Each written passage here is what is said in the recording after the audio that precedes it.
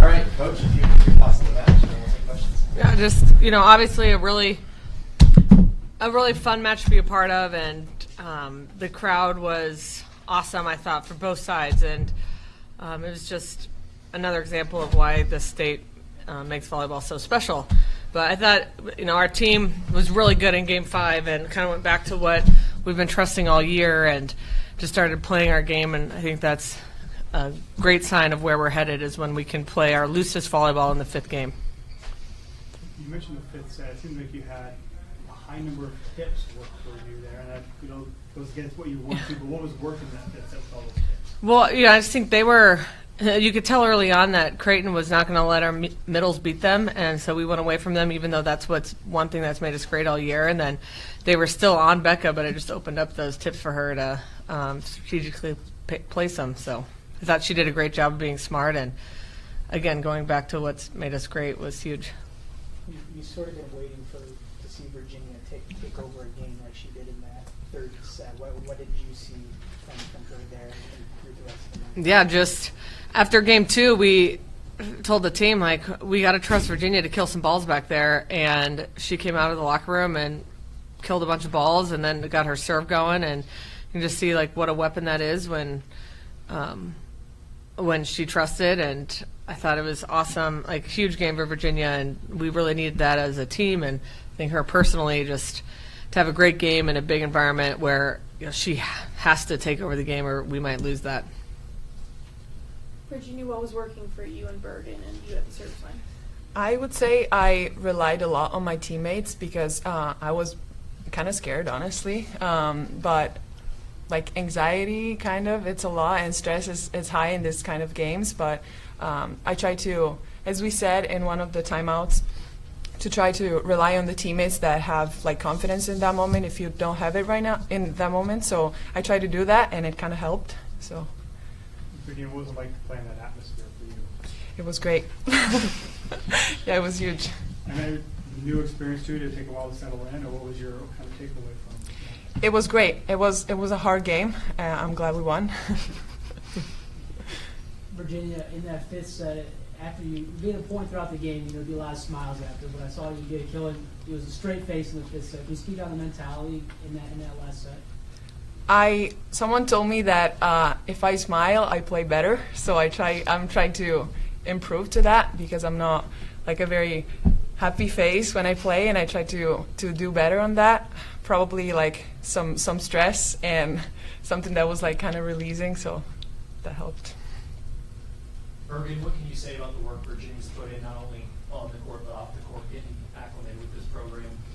Yeah, she's done a great job, and I can't even imagine trying to move across the country and not only being adjusted to the culture and your teammates and the language, but also trying to adjust to the volleyball. So you can tell each and every day she comes in with just such a great mentality, and she's so intentional in everything she does, and we've seen her grow so drastically just in the last couple of weeks. So I'm really proud of her, just even on the hard days, she's still just being super intentional with what she's doing, no matter what she is doing, whether it's serving, blocking, hitting, all the things.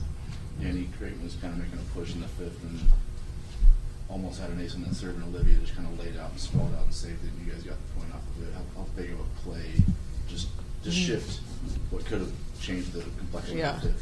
I honestly don't remember that. I just know we were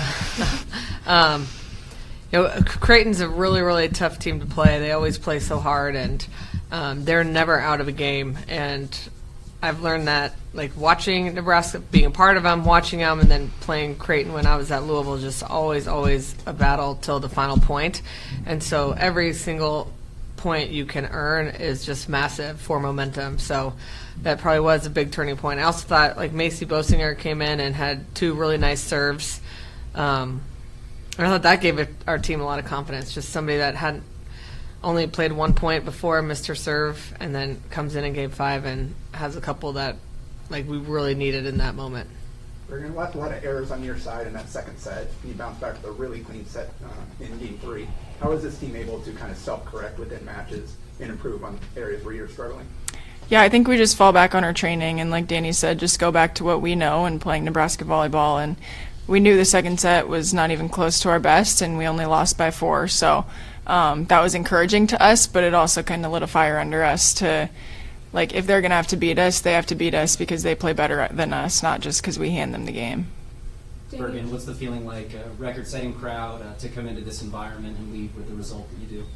Yeah, it feels great. I mean, Creighton's always going to be a big game, no matter where it's at, what time of the day, when, like, it's always going to be a huge game. So it's awesome that people of Nebraska showed out, and I had no doubt that they would. And obviously getting a win makes it a little sweeter. So it'll be a good bus ride home. How loud was that? What loud that? With the Go Big Red and the J chant, how loud is that now? How do you handle that noise when they're on the court? It was very loud. Me and Andy and Harper were up there, and we were like, we're going to have to scream at each other during this play. But it's super exciting, and it's fun to be a part of, and it's just a great atmosphere to be in. But it definitely does kind of make you go back to your training again, because you can't really hear each other, so you just have to have a feel of where each other is, and that comes from practice. Hey, Coach, you put Campbell in set 3 to be able to serve. She seemed a bit surprised on the bench. You were calling her number. Then you put her back in set 5 when the pressure was on. What does it mean to her to have that confidence from you to play when maybe the score is a bit higher, but also in a crunch time situation? Yeah, we hadn't really talked about using her in that way until today, and just felt like she has a type of serve that would disrupt Creighton, so let's give it a try. And so, yeah, she was pretty shocked, but I was pretty proud that she made her serve, and then she was great. That was game 4 when it was getting loud and we were making a comeback, and she hit another great serve. But it's tough to use her because, you know, you want to save the double sub, but so we have to figure out exactly how we're going to do that going forward. Coach, you had 4 players with at least 12 kills. What can you say about Bergen's distribution tonight? Yeah, I thought Bergen was fantastic, but we talked a little bit about after the game, just we kind of went away from setting the middles, and we got to stick with, again, our game plan and what makes us great. And but other than that, I thought once we started trusting Virginia, the distribution was fantastic, and it was pretty even across the board. And because our middles are such a focal point, it just gave our pins great looks. So that's huge. Why did you decide to start Olivia at libero, and how do you think she is? You know, again, it's funny. People are like, "Who's starting, Laney or Liv?" And in my mind, they're both starters, and we need both of them as bad as the other. And I thought our passing had been a little shaky the last couple games, and just not confident. So I thought maybe Liv could steady that out, and I thought she did a great job. And then, you know, Laney's defensive mindset and her mentality back there is something this team desperately needs. So I thought she had one of her best games tonight too. So, you know, it's not probably the end of the libero jersey for Laney, and I'm sure Liv will get a chance to wear it a bunch more too. So again, it's hard because I look at them as they're both starters to me. I know one has to wear the jersey, but they're both equally important to this team and our success. How big was Liv with her second contact? I mean, Bergen's at 19 days out there, and again, Liv to get she had 7 assists. How big was her second contact? Yeah, super important. You know, and that's a deal breaker too for liberos. You got to be able to set the ball. And I thought we did a better job too of we set Virginia a little bit more on out of system, which helped a lot. Takes pressure off Taylor and Harper. Time for a couple more. Danny, you guys obviously have one more non-conference game left, but you've won all the matches against the ranked teams you've played. You've gotten the experimental lineups over the past month, so you feel like you've gotten out of the preseason games what you've wanted to?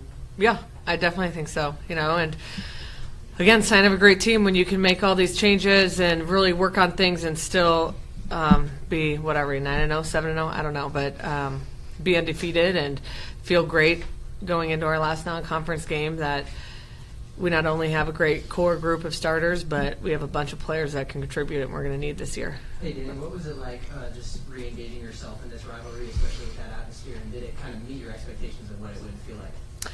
For sure. You know, being gone for 8 years, and I was also a big, you know, part of Creighton's rise to how great they've gotten. So I've missed a lot of heated battles. I've always watched them on TV, and luckily they're always on a night where you can typically watch. So it definitely met my expectations from a game and the crowd and, you know, just how into it people were. You know, of course, I'm looking at I want to play better, and I'm sure Creighton's going to look at and be like, this game was in our hands, a couple points here and there, but That's what makes rivalry games so fun, is that anything can happen. There's a lot of emotions.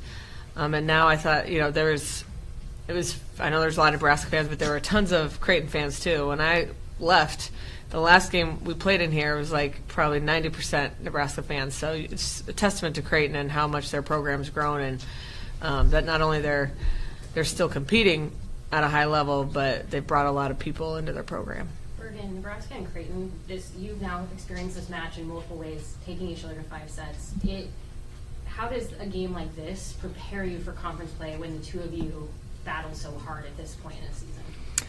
Yeah, I mean, it's great preparation for conference and just for the tournament. And we've talked about this after today and after the Kentucky game. Like, we learn a lot from these games. We don't learn as much when we're just crushing teams. So obviously, like Danny said, we want to play better, and we're going to find things that we wish that we could have done better. But it's good for us to be in these situations right now so we know how to handle them when it comes down to it. All right, thanks everybody. Thank you.